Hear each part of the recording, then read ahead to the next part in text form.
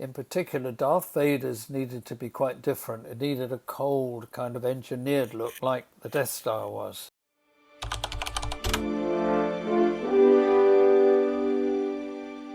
Freaking insane, man. The biggest Star Wars collectible to sell at auction in history. Darth Vader's original lightsaber sells for a record $3.6 million. Nice.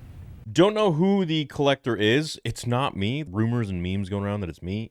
Definitely not me. Clearly, whoever got this is some super successful, well-off person who either got this because they're a major Star Wars fan, collector, or they're just looking at it as an investment piece, or maybe it was freaking George Lucas himself. I really don't know. Highly doubt it would be. Now, stay tuned because at the end of this, I have something that's really important to share with you guys with Roger Christian, because Episode 6's Darth Vader lightsaber actually came from the Graflex that Roger created. And the saber that him and I are releasing is something that the world has never actually seen before, which is what Vader's lightsaber would have been if George had gone with Roger's ideas for Episode 6, which at the end of this video, I will have a clip of Roger speaking to you and explaining what this saber that we have is going to be all about. But as for this, man, it just goes to show how important this franchise is to a lot of people. And I saw that there was a comment on my Instagram, because I posted there too about this, and someone was like, I don't get it. This is just a stupid prop. It probably cost a few bucks. Sure, it was just a few dollars probably to make this, but that can be said about Pokemon cards. That can be said about memorabilia. It doesn't matter what the cost of something is. It matters what the actual value is to the person. Is it an extremely exclusive piece? Is it very rare? Is it something that was part of major history? Like, for example, your mother's wedding ring or your grandmother's wedding ring. Maybe it's a few $1,000s, let's say, for example. But to you, it is worth so much more. And so to Star Wars fans or, baseball card fans, whatever, to them, it's worth a lot more. And that's the beautiful thing about all the different niches in the world. There's so many of them, and there is really a market for everybody. And a lot of people hop on that. A lot of people look at that as some sort of a massive investment, or it's just fans who want something that's really important to them and they want to hold on to this piece of history.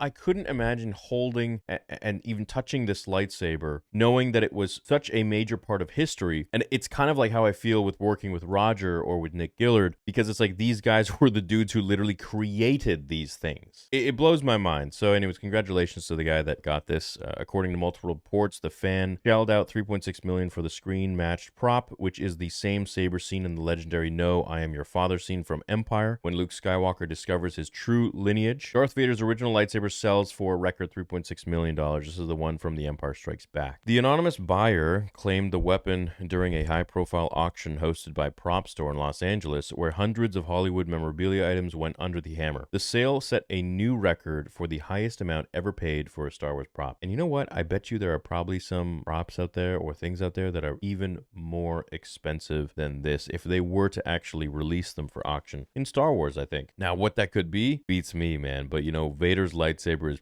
pretty darn iconic. Absolutely insane. While James Earl Jones gave Darth Vader's menacing voice, Prowse was the man behind the mask in the original trilogy. The lightsaber itself shows battle scars from its time on set, with chips and cracks still visible from filming. It was also used in select fight sequences by stunt double Bob Anderson. For Star Wars fans, the prop represents one of the franchise's most iconic artifacts. It now belongs to a collector who just paid more than the budget of the original 1977 Star Wars to own a piece of sci-fi movie history. Hats off to George, man. He created something that is so important to so many people. Released in 1980, The Empire Strikes Back is widely regarded as one of the greatest sequels ever made, cementing Darth Vader as one of cinema's most iconic villains. 3 years later, Return of the Jedi wrapped up George Lucas's original trilogy with the redemption of Anakin Skywalker, the fall of the Empire, and the saga's first cinematic end. There you have it, everybody. $3.6 million, and it probably comes with a ton of paperwork, authenticity, hopefully a case and a stand.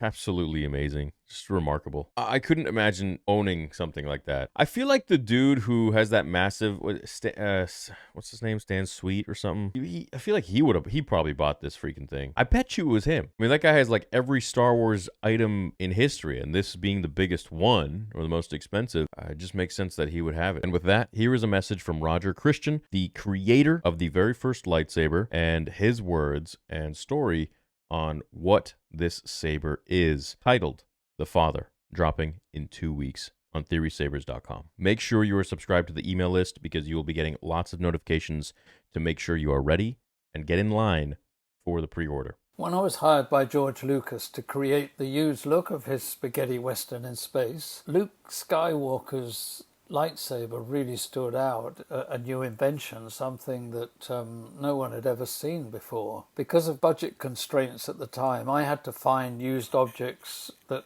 I felt identified with their owner, and finding the Graflex camera, I used the battery flash pack part of it, and adapting that, I created this iconic weapon. The other two lightsabers, they had to match their owner's characteristics. Obi-Wan as an old desert mystic, and in particular Darth Vader's needed to be quite different. It needed a cold, kind of engineered look like the Death Star was. I found an MPP, which was another version of the flash camera, and adapting that, it seemed appropriate for the time to be in the hand of Darth Vader. I was extremely busy directing the second unit with George on Return of the Jedi, but had I been the set decorator, I would have taken advantage of having a real budget then to have made a new lightsaber for Darth Vader that I think would be more appropriate for the look of that iconic villain. When you think throughout the Star Wars kind of series, lightsabers have changed. Luke's changed, Obi-Wan's changed, so I don't think it would have hurt that maybe I could have made the one that I'm going to show you now, the Father. If that could have been done at the time, he would have had something quite iconic, I think. I'm very humbled and proud to present the Father, and it's part of a collection of those exquisitely made lightsabers by Theory Sabers and TXQ. Beautiful object. It has a newly designed interior lighting to make my red blades of light work inside the handle, and I added a little tiny weeny green light, which is a visual to show that deep inside the dark nature of Darth Vader, Anakin still existed somewhere in there, as Luke Skywalker realized, and as we see the outcome of in that final battle between father and son,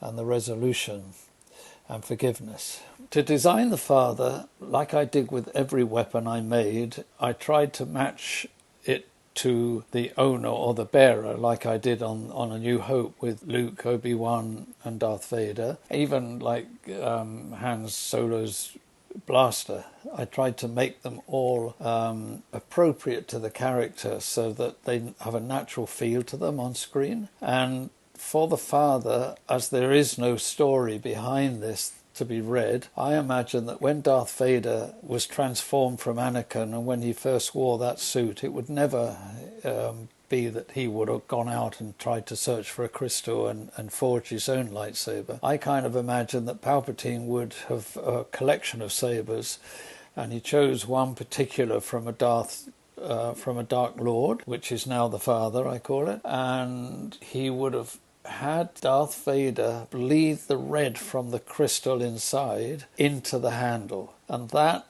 is why I've put the red veins of light throughout the handle, so that when Darth Vader held it in his hand, then the dark power, which is the reverse force, the dark force, would have always been a reminder flowing through him into his hand. I also placed a little tiny weeny green light in there so that I visually show that somewhere in the character of Darth Vader, Anakin still is there.